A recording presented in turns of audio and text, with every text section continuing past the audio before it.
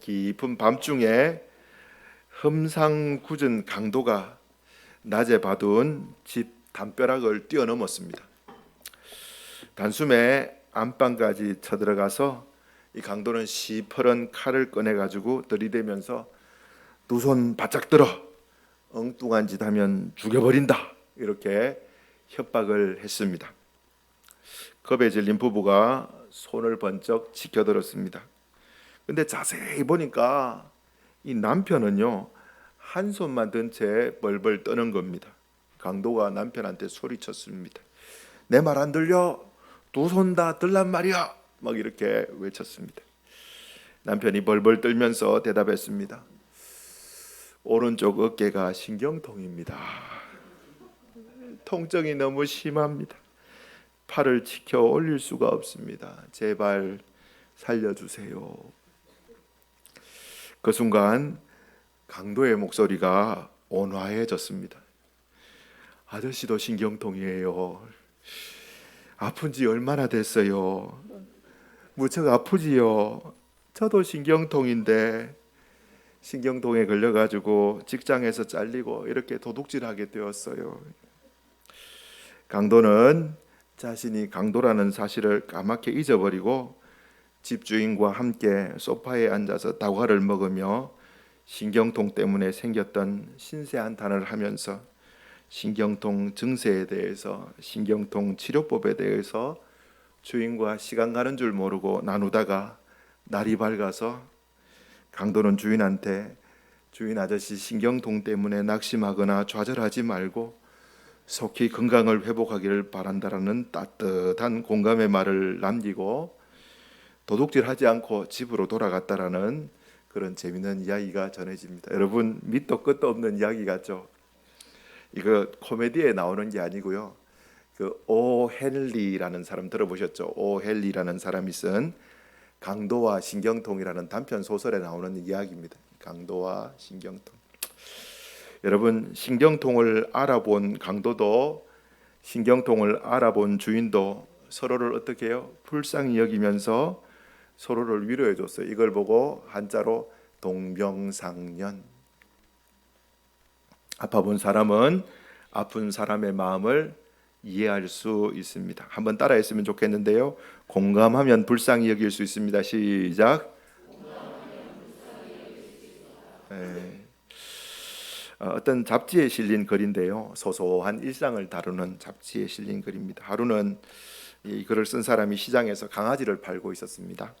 근데 어린 소년 하나가 찾아와서 강아지 가격을 물어보는 거예요. 아저씨, 강아지 얼마예요?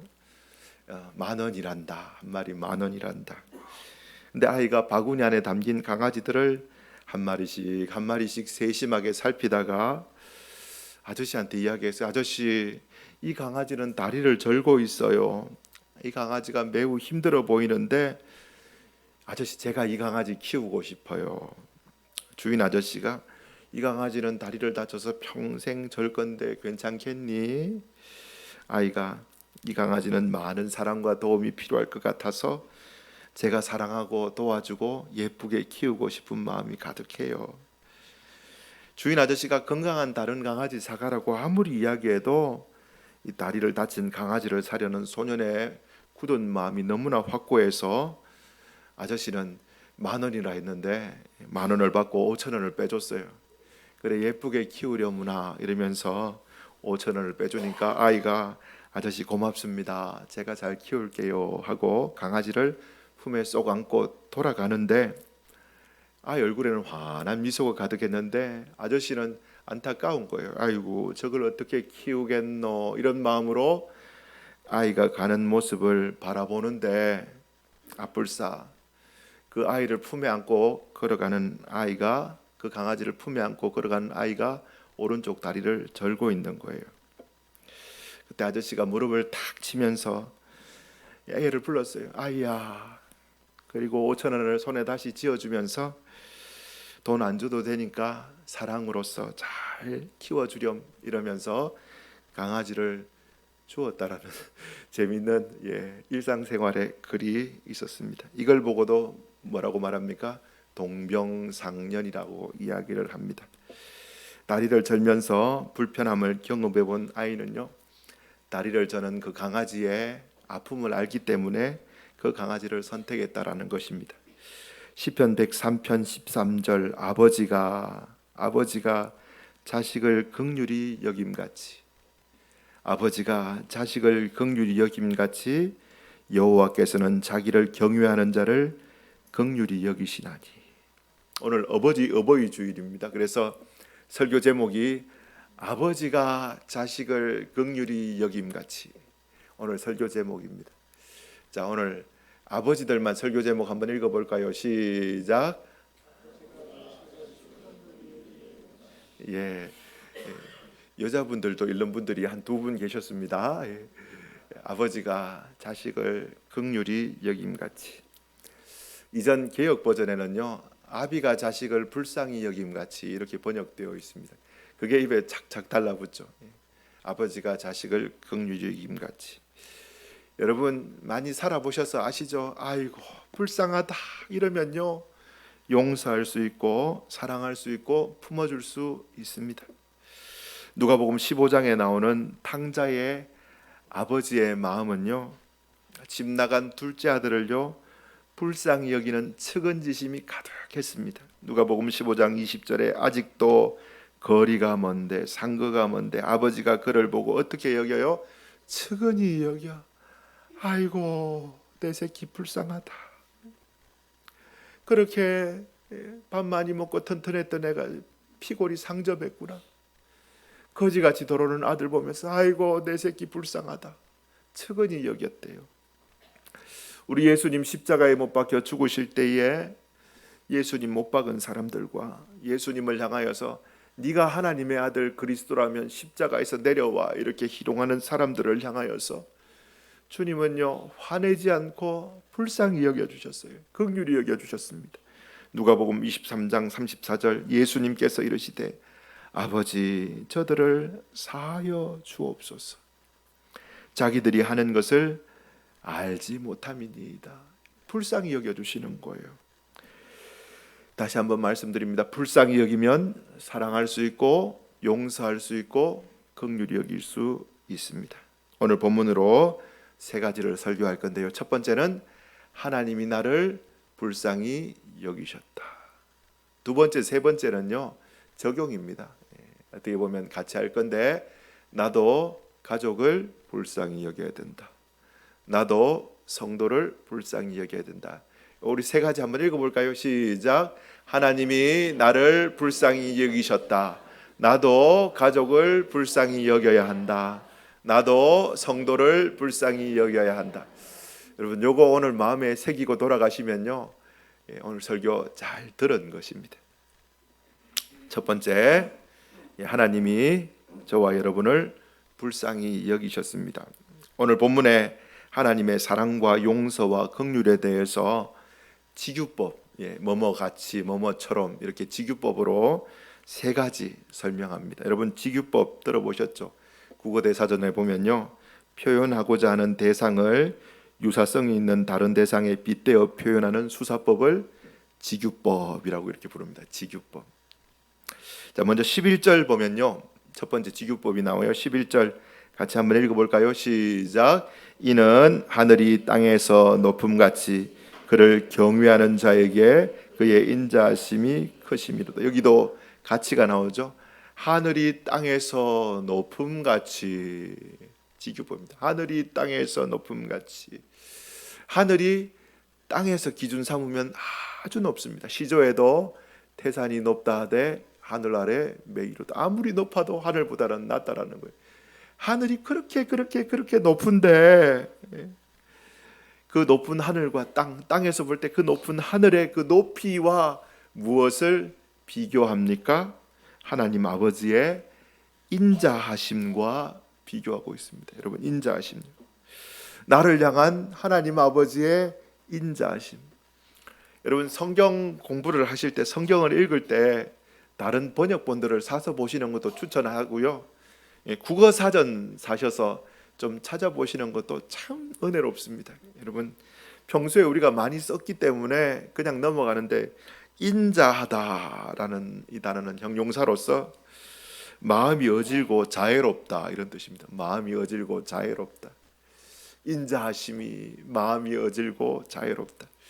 이 자애롭다라는 단어도 많이 쓰긴 썼는데 이 또 정확하게 표현하라면 어렵잖아요.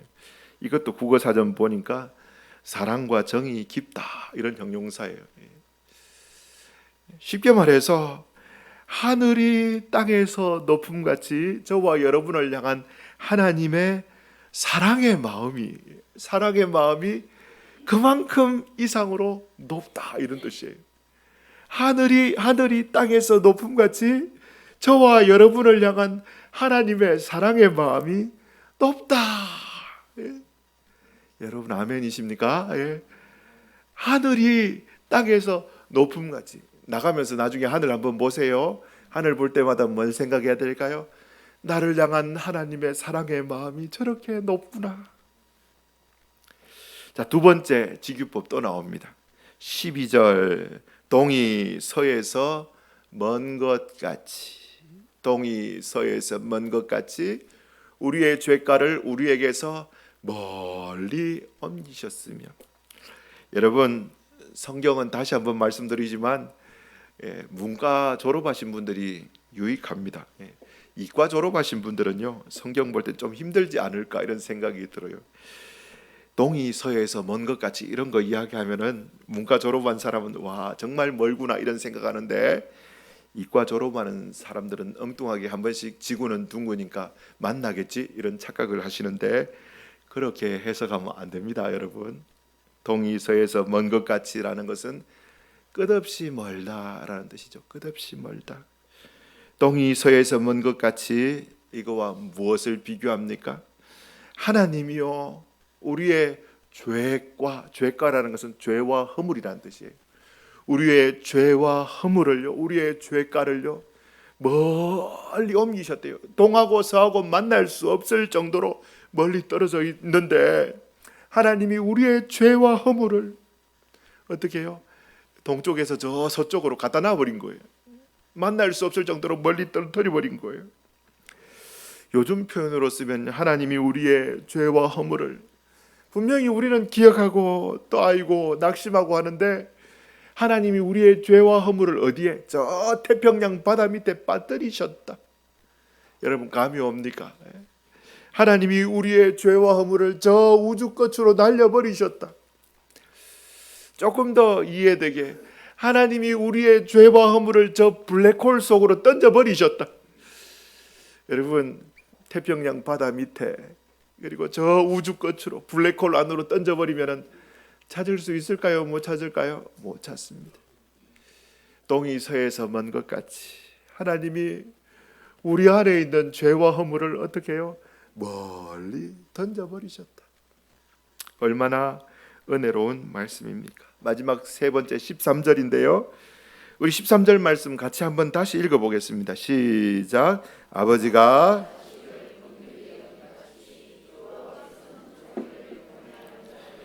긍휼히 여기시나니 아버지가 자식을 긍휼히 여김같이. 이것도 직유법입니다. 육신의 아버지가 육신의 아들을 긍휼히 여김같이 나를 향한 하나님의 긍휼이 크고 놀랍고 위대하다 이런 이야기합니다. 긍휼, mercy, compassion 이런 단어를 쓰는데 compassion 할 때 come 함께, passion, pain, patient 환자, 고통, passion of Christ 할 때 passion 순환, 고난 같은 뜻이죠. 예, 공감한다라는 거예요. 아픔을 공감한다라는 것입니다. 긍휼, 아픈 사람하고 같이 아파한다라는 거예요. 육신의 아버지가 자식을 긍휼히 여김같이 하늘에 너희 계신 너희 아버지도 자녀인 우리를 긍휼히 여기신다. 초등학교 다닐 때예요. 국민학교 저학년 때 2학년인지 3학년인지 아리송합니다만 오른 손가락 엄지 손톱 밑에 바늘이 찔렸어요. 아마 제 기억에 어릴 때 만들다가 뚫는다고 바늘로 찌르는데 그게 확 뚫혀서 손톱 밑으로 확 들어갔던 것 같아요. 그래서 여러분 잘 아시죠? 생손알이라는 것을 한번 해봤습니다. 국민학교 저학년 때. 이 생손알이란 손톱 밑에 감염이 되어서 손가락에 염증이 생겨가지고 손가락이 퉁퉁 붓고 고름이 차여서 마지막엔 손톱이 빠지고, 심하면 뭐 신경과 뼈에도 고름이 전이 되기도 하고, 그래서 고통스러운 게 생손알이라고 합니다. 알아보신 분은 아시겠지만 생각보다 좀 아픕니다. 생각보다 좀 많이 아파요. 소시적 경험해 본 바, 밤에 잠자기가 어려울 정도로 아팠던 것 같아요. 9살, 10살, 9살, 8살, 9살, 뭐 10살 그 정도 됐던 것 같습니다. 사람들이 생소나리를 얼마나 아픈지 비교하기를 치통, 이빨 아픈 거, 산통 뭐 이런 거와 비교도 하는 것을 보았습니다. 근데 아직도 기억나는 것은요, 생소나리에서 아프기는 제가 아팠어요. 제 손톱이 퉁퉁 부었으니까, 손이 퉁퉁 부었으니까 제가 아팠는데, 잠도 제가 못 자는데 옆에 보고 계시는 아버지가 저보다 잠을 더 못 자는 거예요. 그리고 저보다 더 어쩔 줄 몰라 하는 거예요. 아이고야 이러면서. 그리고 저보다 더 아파하시는 거예요. 이게 뭡니까? 아비가 자식을 불쌍히 여김같이. 아이고 저거 내 새끼 우째노. 이게 아버지의 마음입니다. 아버지의 측은지심. 이것이 자녀를 향한 아버지의 긍휼히 여기는 마음입니다. 어버이 주일이니까 이미 돌아가셨지만 아버지 이야기 하나 더 해드릴게요. 대학교 1학년 마치고 옵니다. 96년 3월달에 군대 입대를 했습니다. 논산훈련소 입대했는데, 아버지 그때 타고 다니던 1톤 짐차에 아버지랑 어머니랑 제가 타고 논산훈련소 갔습니다. 차 안에서 아버지가 어머니 보고 아들 훈련소 들어갈 때 울지 말라고, 절대 울면 안 된다고, 그런 모습 보이면 안 된다고 막 신신당부 하셨습니다.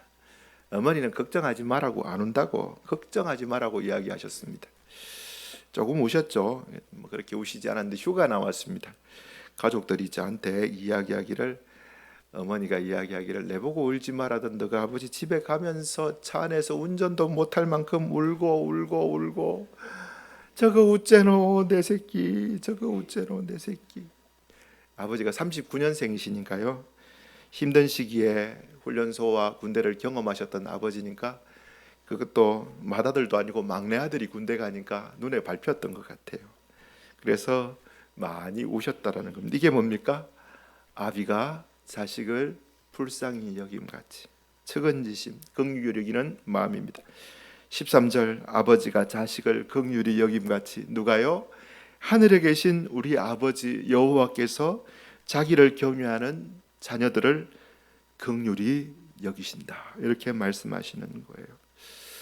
여러분, 3번이나 지규법을 사용해서 하나님의 용서와 자비와 긍휼을 오늘 본문에서 가르치고 있습니다. 하늘이 땅에서 높음같이, 동이 서에서 먼 것 같이, 아버지가 자식을 불쌍히 여김같이, 긍휼히 여김같이. 3가지 지규법 뭐라고요? 하늘이 땅에서 높음같이, 동이 서에서 먼 것 같이, 아버지가 자식을 불쌍히 긍휼히 여김과 같이 하나님의 용서와 사랑과 자비와 긍휼을 우리에게 가르쳐주고 있습니다. 여러분, 이 찬양 아시나요? 우리에게 향하신 여호와의 인자심이 크고 크도다, 크시도다. 크고 크도다, 크시도다. 아멘. 우리를 향한 하나님의 사랑하심이, 용서하심이 크고 크도다. 8절에서 10절까지 개역 개정 말고 표준 세번역을 보았습니다. 표준 세번역 보면 눈에 쏙쏙 들어오죠. 같이 한번 읽어보겠습니다. 시작. 주님은 자비롭고 은혜로우시며 노하기를 더디하시며 사랑이 거지없으시다. 두고 꾸짖지 않으시며 노를 끝없이 품지 않으신다. 우리 죄를 지은 그대로 갚지 않으시고 우리 잘못을 저지른 그대로 갚지 않으신다. 이야, 하나님이 어떤 분인지 우리한테 설명해 주고 있어요. 시편 기자가요. 하나님은 이런 분이셔. 8절에 그분은 자비롭고 그분은 은혜롭고 그분은 노하기를 더디하시고 그분은 사랑이 거지 없고 끝이 없고 제한이 없다라는 제한 없는 사랑을 베푸시고 주의 인자는 끝이 없고 노래 안 하겠습니다. 9절에 두고두고 꾸짖지 않으시고 두고두고 꾸짖는 거 뒤끝 있는 거 있잖아요. 하나 가지고 네가 그때 그랬지 이러면서 두고두고 꾸짖지 않으시고 너를 끝없이 품지 않으시고 10절에 우리의 잘못을 저지른 그대로 갚지 않으시고 또 우리의 죄를 지은 그대로 갚지 않으시고 하나님 이런 분이셔 이렇게 우리에게 말해주고 있습니다. 하나님이 왜 나 같은 죄인을 부족한 우리를 그렇게 품어주시고 용서해주시고 이해해주실까요?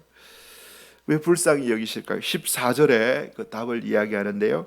자, 14절 말씀 우리 천천히 같이 한번 읽어봅시다. 시작. 이는 그가 우리의 체질을 아시며 우리가 단지 먼지뿐임을 기억하심이로다. 아멘. 하나님이요 우리를 아신대요. 하나님이 흙으로 우리를 만드셨다라는 것을 기억하시는 거예요. 우리끼리 모여 있을 때는 사람이 인간이 만물의 영장이라고 우쭐대지만 하나님이 보실 때는 저거 흙덩이에 불과한데 우리의 연약함을 알고 계시는 거예요. 너희 인생이 무엇이냐? 잠깐 있다가 사라지는 안개와 같으니라 이야기하지 않습니까? 하나님이 우리의 체질을 아신대요. 한의원 가면 체질 검사하잖아요. 뭐가 약한지 뭐가 부족한지 하나님이 우리가 먼지뿐임을 아신대요. 우리가 연약한 거 하나님 아신대요. 하나님이 아신대요. 연약한 거. 저 친구는 이럴 때 항상 넘어지지. 저 아들은 이럴 때 항상 화를 내지. 저 아이는 이럴 때마다 항상 낙심하지. 하나님이 너무 잘 아신대요. 하나님이 우리 머리털까지 세신바 되셨고요. 우리가 눕고 자고 일어나는 것도 아시고요.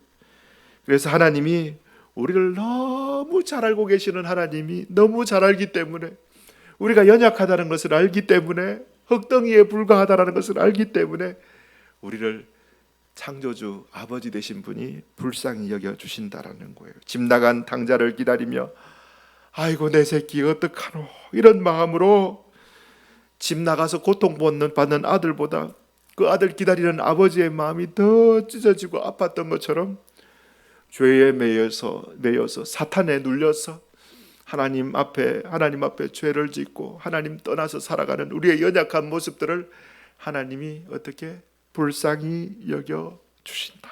이렇게 성경은 말하고 있습니다. 여러분 이 사실 확실히 믿으시기 바랍니다. 아멘. 한번 따라합시다. 하나님은 나를 불쌍히 여겨 주십니다. 믿으시면 아멘 합시다. 아멘. 자, 두 번째, 세 번째는요. 적용이에요. 적용. 그래서 어떻게 해야 됩니까? 하나님이 나를 불쌍히 여기신 것처럼 나도 가족들을, 나도 성도들을 불쌍히 여기고 긍휼히 여겨야 합니다. 불쌍히 여기기 때문에 하나님이 불쌍히 여겨주는 게 아니고요. 불쌍히 여김을 받았기 때문에 그 사랑 받았기 때문에 우리가 그렇게 살아야 되는 거예요. 여러분 반대로 생각하면 안 돼요. 우리가 불쌍히 여겨주면 하나님이 은혜 베풀어 주실 거야. 조건문이 아니고요. 하나님이 우리를 불쌍히 여기셨대요. 우리가 연약한 건 너무 잘 알기 때문에. 그래서 우리가 어떻게 해요? 가족들과 성도들을 불쌍히 여기고 용서하고 사랑해야 합니다. 하나님이 만드신 두 기관이 가정과 교회입니다. 5월은 가정의 달이죠. 하나님이 만드신 두 기관이 뭐라고요? 가정과 교회 두 기관입니다. 하나님이 만드셨어요. 그래서 저는 가정이 교회가 되어야 되고 교회가 가정이 되어야 된다라는 말에 100% 공감하는 목사입니다. 여러분 가정이요 교회가 되어야 돼요. 가정이 교회가 되어야 됩니다. 그리고 교회가 가정이 되어야 합니다. 가정의 믿음의 제사장으로 믿음의 가장으로 아버지와 또 어머니를 세우셨습니다. 주님이 땅끝까지 이르러 증인되라 제자 삼으라 말씀하시는데 제일 첫 번째 제자가 누굽니까? 제자 훈련은 여러분 교회에서 성경 공부하는 게 아니고요, 같이 사는 거예요. 부모님이 자녀들에게 제자 훈련하기 제일 합당한 것 아닙니까? 첫 번째 누구? 자녀들 제자 훈련 시키는 것이 부모의 사명 아닙니까? 부모님들이 가정에서 영적 제사장들이에요. 영적 제사장들. 근데 여러분 돌아보면요, 가정에서 가족들이 너무 익숙하기 때문에 의외로 부모들이 자녀에게, 또 반대로 자녀가 부모에게 어떤 말을 합니까? 일부러 뼈 아픈 말을 찾아서 아프게 막 찌르는 말을 할 때가 있습니다. 아내가 남편에게, 남편이 아내에게. 주님 안에서 사랑하는 성도 여러분, 하나님이 하늘을 쳐다보면서 하늘이 땅에서 높음같이, 동이 서에서 먼 것 같이, 아버지가 자식을 불쌍히 여김같이 나를 용서하시고 사랑하시고 긍휼히 여기셨던 그 하나님의 사랑을 아멘 하면서 믿는다면, 여러분, 예수 믿는 성도 여러분, 가족들을 어떻게 해요? 때때로 부족하고 연약해 보이는 것 없겠습니까? 있죠. 화날 때 있죠. 여러분 아시잖아요. 그런데 목구멍 밑에까지 이렇게 화가 나도, 성경은 참 재밌는 이야기합니다. 화내지 말라고 성경은 말하지 않아요. 화를 내어도 분을 내어도 그까지는 허락해 줍니다. 근데 하루 넘기지 마라 이야기합니다. 사탄 틈타지 않도록 넘기지 말라는 거예요. 근데 그 분을 잘 다스리는 사람이 성을 차지하는 것보다 더 위대한 사람이다, 성경은 말해요. 그래서 부모님들 자녀들을요, 주의 교양 안에서, 교훈 안에서 어떻게 아름답게 키워나가야 된다. 제자 훈련 시키는 거예요. 자녀 여러분, 부모님을요 너무 사랑하고 존경해야 돼요. 때때로 부모님한테 실망할 때도 있죠. 근데 그런 생각 가지면 안 되고요, 또 불쌍히 여겨주셔야 돼요. 여러분, 교회도 마찬가지입니다. 교회도 마찬가지니까 따로 설교하지 않겠습니다. 에베소서 4장 32절 같이 한번 읽어보겠습니다. 시작. 서로 친절하게 하며 불쌍히 여기며 서로 용서하기를 하나님이 그리스도 안에서 너희를 용서하심과 같이 하라. 여러분 아멘이십니까? 아멘. 우리 말씀 몇 구절만 읽고 설교 마치겠습니다. 고린도전서 13장 4절에서 7절까지인데요, 우리 천천히 마음에 새기면서 같이 한번 읽어보겠습니다. 시작. 사랑은 오래 참고 사랑은 온유하며 시기하지 아니하며 사랑은 자랑하지 아니하며 교만하지 아니하며 무례히 행하지 아니하며 자기의 유익을 구하지 아니하며 성내지 아니하며 악한 것을 생각하지 아니하며 불의를 기뻐하지 아니하며 진리와 함께 기뻐하고 모든 것을 참으며 모든 것을 믿으며 모든 것을 바라며 모든 것을. 하나님이 저와 여러분을 이렇게 예수님 안에서 사랑하셨다고 말합니다. 그 사랑받은 우리도 이렇게 사랑하라고 주님이 명령하고 계십니다. 어버이 주일을 맞이하여서 아버지가 자식을 불쌍히 여김같이, 이 말씀을 우리 마음에 새기고 하나님의 사랑을 깊이 묵상하며 우리 하나님의 사랑을 아멘으로 받아들이고 이웃을 사랑하고 섬기고 긍휼히 여기는 우리 마리교회 성도들 되기를 예수님의 이름으로 축원합니다. 아멘.